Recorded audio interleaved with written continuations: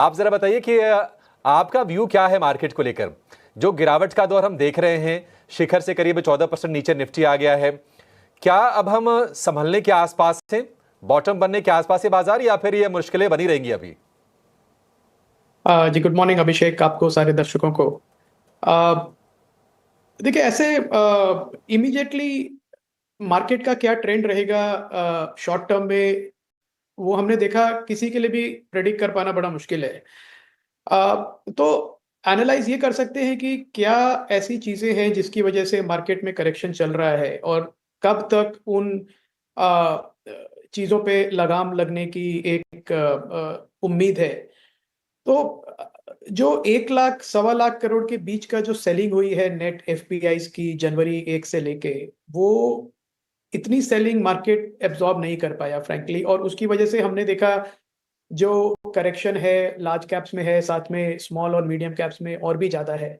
तो एक एफपीआई की जो रेगुलर सेलिंग है उसने मार्केट पे प्रेशर क्रिएट किया हुआ है, और एफपीआई की सेलिंग मुझे लगता है अब एक स्लो डाउन होने की उम्मीद है। और वो इसलिए कि यूएस में पिछले 3-4 दिन से दिख रहा है कि यूएस डॉलर भी थोड़ा वीकेंड हुआ है, और जो बॉन्ड यील्ड्स भी हैं वहां पे ऐसा लग रहा है कि अब सॉफन होंगी। तो ये दो चीजें होंगी, तो इसकी वजह से जो एफपीआई का पैसा वापस यूएस गया है वो इमर्जिंग मार्केट्स में आएगा। इमीडिएटली नहीं आएगा, पर मेरी उम्मीद है कि इस महीने मार्च में हमको वो फ्लो बैक दिखने शुरू होंगे। तो मुझे लगता है वहां पे एक मार्केट का बॉटम बनेगा।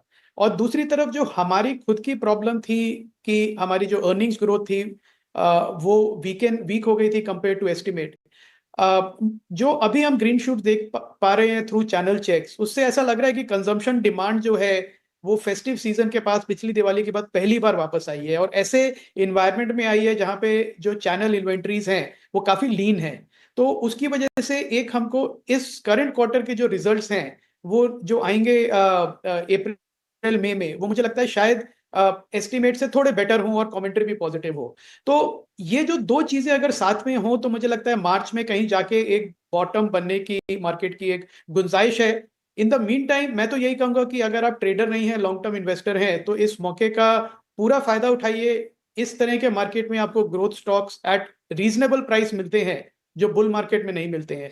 तो मुझे लगता है कि rather than worrying too much की बॉटम कहाँ पे है, जो इन्वेस्टर्स हैं उनको ये इसको एक अपॉर्चुनिटी की तरह लेना चाहिए, अपना एलोकेशन थोड़ा बढ़ाना चाहिए हाई क्वालिटी इक्विटी स्टॉक्स में। भारतीय बाज़ारों में जिस प्रकार का मूड माहौल बना हुआ है उसको देखकर अब यही लग रहा है कि भारतीय बाज़ारों में थोड़ी बहुत और गिरावट होने के बाद ज़बरदस्त रिवर्सल के संकेत मिलेंगे। और यदि रिवर्सल आता है तो वो एक ज़बरदस्त रिवर्सल होगा जहां पे देखने को मिलेगा कि बहुत ही ज़बरदस्त रिकवरी देखने को मिलेगी।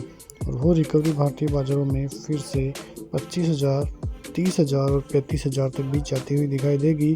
तो अब सतर्क हो जाइए, लेने का समय आ गया है। धीरे धीरे अपनी एंट्री लीजिए, पैसे बचा के रखिए क्योंकि यही मौका है। उसके बाद फिर जब बाज़ार जाएगा तो आपको लेने का जो है तरीका भी समझ में नहीं आएगा। अब बाज़ार यदि निफ्टी 48,000 और निफ्टी 21,800 से तोड़ता है तो जाके दिक्कतें भारतीय बाज़ारों में बढ़ेगी। वरना भारतीय बाज़ारों में यदि सपोर्ट का काम ये लेवल करते हैं तो आने वाले दिनों में काफ़ी ज़बरदस्त तेज़ी का मूड माहौल देखने को मिलेगा।